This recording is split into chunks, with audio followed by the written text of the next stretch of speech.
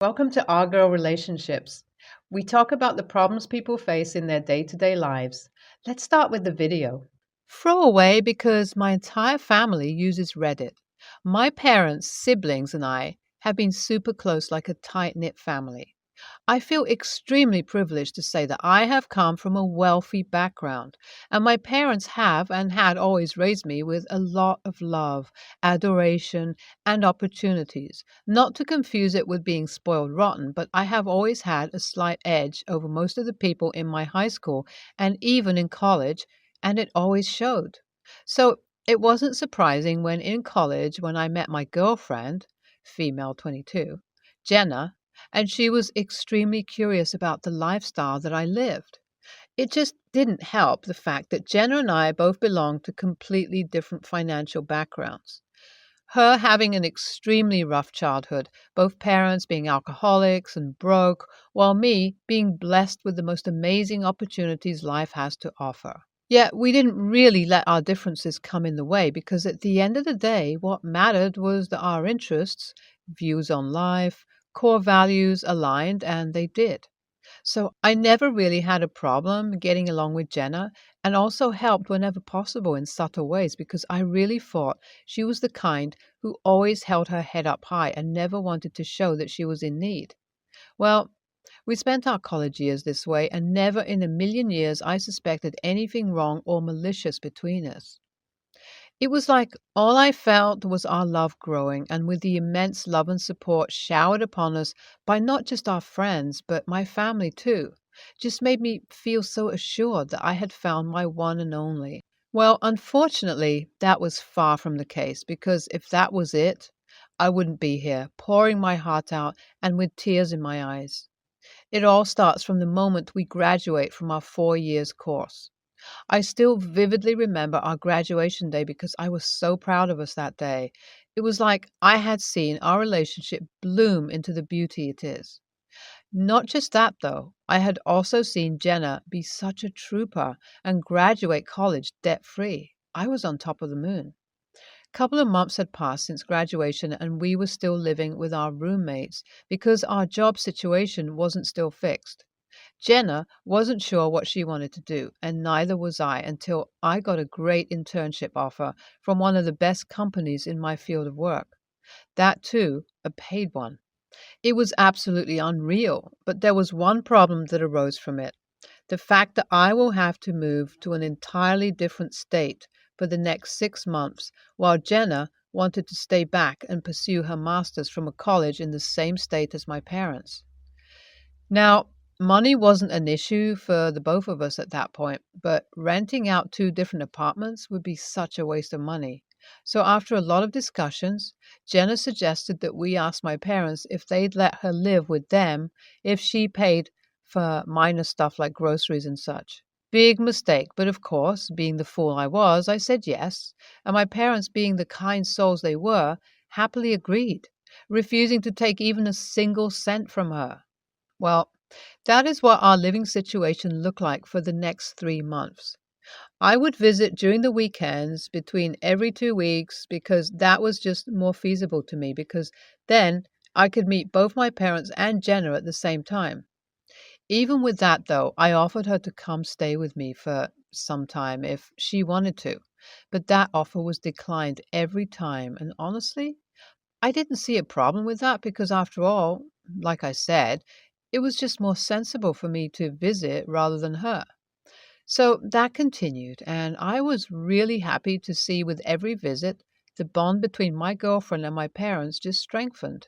It was like she had become one of their children, and Jenna too loved it so much as it made her feel like she was receiving at least some of the childhood she had lost. It all stayed the same until I was in the 4th month of my internship, and Jenna wanted to come with me to the city I was doing my internship in. And right after that, I started observing small changes, not just within Jenna, but my parents too. Now, it made sense why Jenna would act this way. She had her finals coming up. But my parents, on the other hand, I was too confused because their coldness towards me wasn't like them at all. And the fact that it was just towards me struck me even more. So I tried to probe around and see if I could get a response, but nope, nothing. It was just plain silence. It was like they began stonewalling me while showing all the love to my girlfriend and siblings. Being homesick already, this started to impact my mental health terribly. And even after trying to reach out to Jenna about it, nothing really happened. But homesick already. This started to impact my mental health terribly. And even after trying to talk to Jenna about it, nothing really changed. So it was my last month into this internship, and I had returned home for Christmas. Things were the same. My family was excluding me from pretty much everything. They were cold, distant, and even started being rude to me during some interactions, and Jenna was being babied as usual. I had reached my breaking point and just knew I had to find out the reason behind all this. So I let everyone enjoy their dinner and Christmas night karaoke. Then, when everyone had left for bed, I swiftly took my dad's phone that he had left in the living room to see if there's anything going on. And boy, it was like I had opened the Pandora's box. My dad's phone not only consisted of an abnormal amount of messages from Jenna, but my entire family had a group chat without me, with Jenna included. I just knew something very wrong was going on and very hesitantly decided to open the group chat. I was horrified to see messages upon messages by Jenna talking about me and my affair. Apparently, according to her, I started a whole affair while I was on my internship with an intern, and the only reason why I wasn't inviting my parents over was to hide the affair. I had started shaking after reading it and felt like I was in some sort of nightmare because it wasn't the lies that Jenna spread, it was the blatant and blind support by my parents and siblings to her. All of them bad mouthing me as if I was some sort of freak and giving Jenna all the attention of the world. Hell, even going as far as to give her money on multiple occasions. It was a long, long read, and by the end of it, I felt like I had lost my mind. The nail on the coffin was the part where my parents discussed sitting me down tomorrow itself and telling me that they were done with me.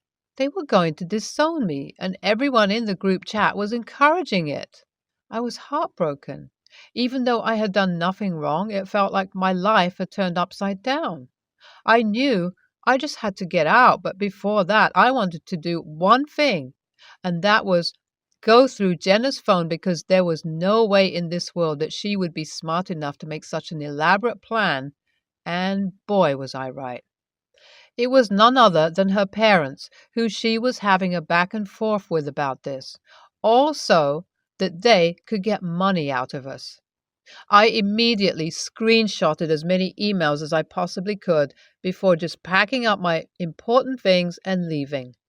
That is where I am currently, in a hotel room, trying to comprehend everything as my phone has been blowing up with texts from my parents asking me about my whereabouts in the most passive-aggressive way possible. What should I do here? AITA? My phone has still been blowing up, and I honestly still can't get myself to face the situation. I am quite literally done, not just with Jenna, but with my family as well, who found it so convenient and easy to believe her over me and treat me as horribly as they did over the past few months. But I also know for a fact that they deserve to know how terribly they have messed up by believing Jenna. So I decided to just face it and called up my dad, who was pissed at me for ruining Christmas. I simply just laughed at his face and told him it isn't me who's ruining Christmas for their new daughter, who has ruined it all for us. He seemed confused and was almost about to get mad at me all over again, but I didn't give him the chance to. I simply just told them that I'll be coming over to meet them tonight before hanging up. I met up with my family, and it was a shit show, to say the least. The moment I entered the house, it was like they all had ganged up on me and were just waiting for me to walk in the house to leash all their frustrations on me. But I wasn't going to let them have it at all. I simply just placed the folder I had created on the table, and everyone looked pretty dumbfounded and confused as to what it was. They opened it to find out the screenshots of the conversations between Jenna and her parents. I highlighted the specific parts where she shit talked about my parents and how hungry she was for their money. I simply just left after that, as their expression switched from confusion to shock to anger, as Jenna looked like she had just seen a ghost. Everyone immediately began trying to get me to wait back, but I wasn't going to. I just got up and left. My phone then started blowing up with texts, everyone explaining their side of the story. I sat in my hotel room reading all of them, with a glass of whiskey in my hand, laughing at their foolishness, as the story that Jenna had created was so poorly formed that even a 10-year-old could debunk it. Now, I don't know when and if I'm ever going to talk to them. For now, I need my space and time away from them all. I'm also thinking about taking up the job offer the company that I was interning at gave me. Hi everyone. It's been a while since I last updated this post. I ended up taking the job offer and am currently residing in the same city as I was working in. Life is good, especially without Jenna. I did end up meeting my family for one last time during New Year's when I told them how disappointed I was in them and how hurt I was in their treatment towards me. They had kicked out Jenna the same day itself because they wanted their son back. I simply replied that wasn't going to be possible, and if they wanted me to forgive them, they needed to give me space. And with time, maybe I'll be able to forgive them. That's where I am currently. As far as I've heard, Jenna is struggling with her life because she had dropped out of her degree because of all the money my parents had given her. For me, life is good, and Jenna has just become a monkey in the circus that doesn't belong to me. NTA, your family must be naive as hell to simply just believe what Jenna said. Better to stay low contact with them. I'm sorry that you had to go through all this, OP. NTA, the moment Jenna suggested to live with your parents was the moment I knew she was behind the money. Good on you for taking a stand for yourself and kicking her to the curb. I'm a 28-year-old female, and for more than half my life, my mom gave up being a parent to me, my brother, and sisters. She didn't teach us how to drive, didn't go to any extracurricular activities, or taught us girls about puberty and what to expect with our bodies. We literally had to learn these things from school or friends. She was always mean and angry. We couldn't ask to go anywhere and didn't have a good upbringing. I am one of 6 kids. My twin and I are basically the only two that have done something with our lives. I currently work at an airline company and had to move up north. My mom was already living here, so it was a no-brainer to move in with her. She lied about her living situation, and I was forced to look for other accommodations. But now she's approved through Section 8 for a 2-bedroom apartment. The condition is she has to have a live-in aide to get the 2-bedroom, so I accepted to live with her. Otherwise, they would only put her in a 1-bedroom apartment. Now, onto the situation. The airline I work for has strict rules when it comes to flight benefits. You are responsible for anybody who I put on my flight list. The least that can happen is I lose this privilege, and the worst that can happen is I get fired. Now, I know my mom. She is a narcissist AH. She is manipulative to get what she wants. She gets an attitude when she doesn't get her way. Right now, she's trying to manipulate me to bringing up what she did for us as kids, which she was obligated to do since we were kids. We didn't birth ourselves. Now she's trying to throw in my face that she's letting me stay with her. It's all about her. She doesn't even care that I can lose my job if she goes off at the airport. She thinks I'm just being mean. Truthfully, I want to add her, but the slightest possibility of something going with the flight pisses her off, and I'm responsible for scares me. I'll rather not add and won't. This is my livelihood. I just started this week and haven't used my own benefits. This isn't about her, but she thinks it is. I'll be moving out soon because she has always been like this. You can't ask for nothing without returning the favor, but this is a big request. AITA for not wanting to add her to my flight benefits? NTA, just tell her that you can't add her to your benefits. Lie if you have to. Tell her you can't add anyone new until the next cycle, or that you can't add her because people used your buddy passes and didn't pay the fee. Make it high, like $5,000. And until it is paid, you can't add anyone else. Whatever you have to do, but do not add her if she will not be able to behave and follow the rules. NTA, tell her, since you are new, you cannot add other people into your flight benefits yet. Then move ASAP. The stress of living with her is not worth the amount you're saving living with her. Also, she needs you to keep the two-door apartment. Without you, they will move her to a one-bedroom unit. So she owes you. Learn to mess with her too.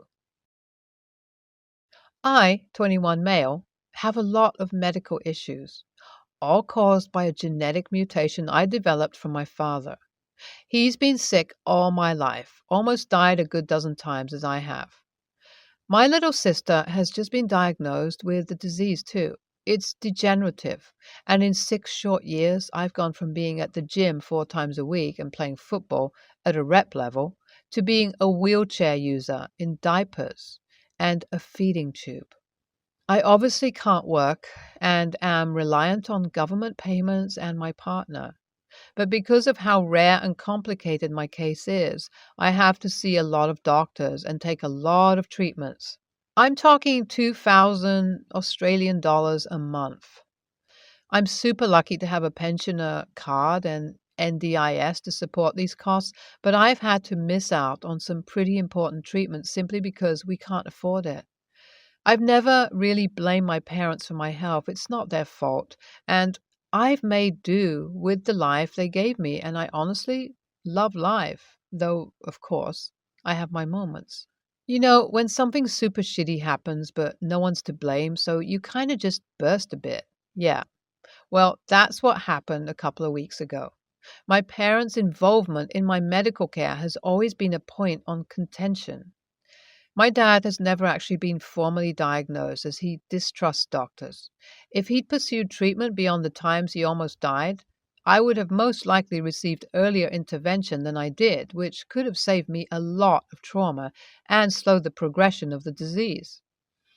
I was visiting my parents for Father's Day. We were having lunch when my mom brought up my cousin's wedding in January.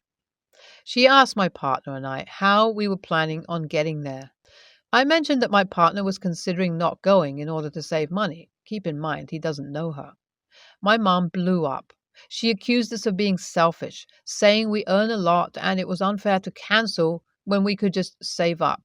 So I told her that all my pay goes to medical expenses, and some of my partners has to too sometimes. We're actually currently living with my in-laws because we can't afford rent as well as my medical expenses. I explained the situation, but she was just so dismissive. She complained that it wasn't fair for them that my partner skipped, regardless of our finances. Why don't you just pay for my medical bills then? It's not fair for me that I have to pay for something that was forced onto me. I immediately felt terrible for what I insinuated, and my mom stormed out. My partner says my feelings were completely valid, and it's understandable I blew up like that. My little sisters say the same, but I'm not so sure. It isn't my mom's fault either, and while that's not all what I meant by what I said, it also kind of was on like a deeper level. I don't know how I feel. I've apologized to my mom, but she's still really upset, and I want to know other people's opinions. So, was I the a-hole? NTA, with all due respect, it most certainly is your parents' fault. You are, if they knowingly passed on the condition and then refused intervention. As a result of their choice, you now have financial and physical suffering, yet despite that, seem like a lovely, happy person, and really, your mum should be more respectful to you. NTA, obviously it's not their fault you're sick, but harassing you and trying to make you feel guilty when you have to choose not to do things based on finances because of your illness is their fault. There's also the issue of not having an earlier intervention, which I kind of wonder doesn't bother you more than you let on. Regardless, your partner is right. Your feelings are valid. You are living with something that you had no choice in and was forced on you. And it's unfair and shitty, and your mom has no right to make it harder by giving you crap about not going to an event for whatever reason, whether it's finances or how you're feeling physically or just not wanting to go.